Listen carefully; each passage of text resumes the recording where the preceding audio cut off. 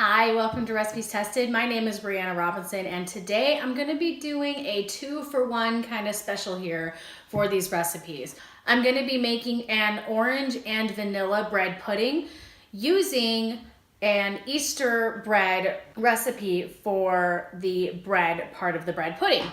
And I'm doing this because I have this leftover Easter bread and I wanted to use it up, and I went through all my cookbooks, and this was the one that I found that worked the best. It's from the Laura Vitale cookbook. I'll leave her link to this book down below. This is her Easter bread recipe as well, so I will link this recipe down below too.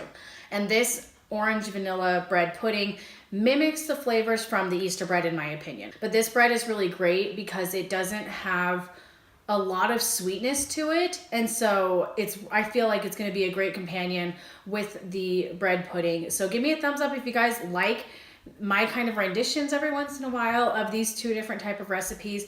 The Easter bread recipe is as follows. The bread pudding recipe is as follows.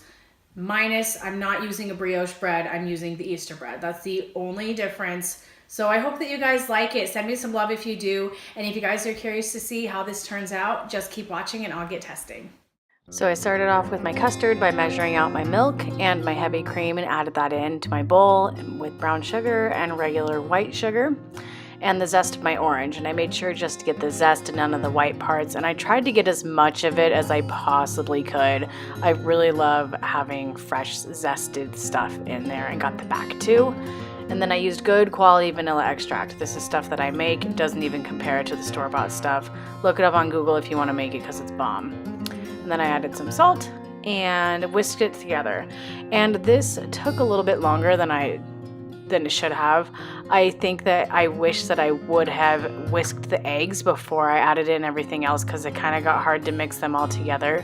But once it was finally all combined, I went ahead and put my bowl aside and started to chopping my bread. And I tried taking off the sprinkles by hand, but as you can see, that didn't really work out. So I just kind of took my knife and cut them off as best I could.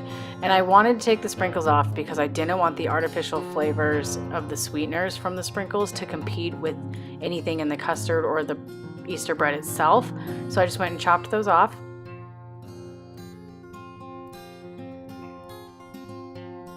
And then I chopped my bread in half and weighed it. I use my kitchen scale all the time. I just weighed it to make sure it was about a pound. And then I went and just chopped my bread and cut it into little bitty cubes, which I don't know why. Oh, and I sprayed my pan too, by the way. But cutting it into cubes was like really fun for me to watch. I don't know why. And then I kind of flattened it down. And when I did this, I kept in mind that I didn't want to combine my cubes with the custard. I wanted to make the custard a part of my bread. So I didn't want it to get all mushy or kind of combine it into one like yucky mixture. I don't know. I wanted the bread cubes to kind of stay separated. Then I poured it into my pan.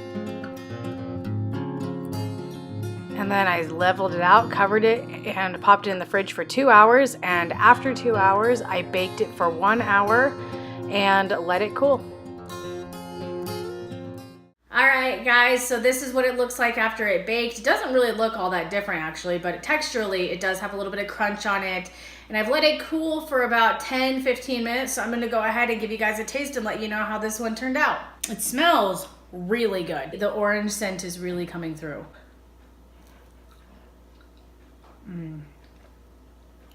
Oh my gosh, that's really good. I'm gonna stop before I embarrass myself. If you like orange dreamsicles, this will be right up your alley. This is so good.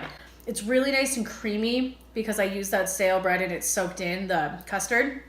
But that brightness of the orange almost makes it taste lighter, so it doesn't feel so dense. The Easter bread in this recipe still is very light in its flavor. It doesn't overpower anything else at all. I get a creamsicle-like flavor because the custard with the orange and the orange from the Easter bread really kind of comes together in this kind of creamy, luxurious flavor combination, which I am totally all about. So this is something that I would probably pair with a cup of coffee or as a dessert with a little bit of vanilla bean ice cream just to kind of amp up that vanilla flavor to it.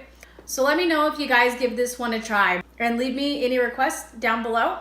And don't forget to subscribe, and I'll see you guys in my next video. Bye.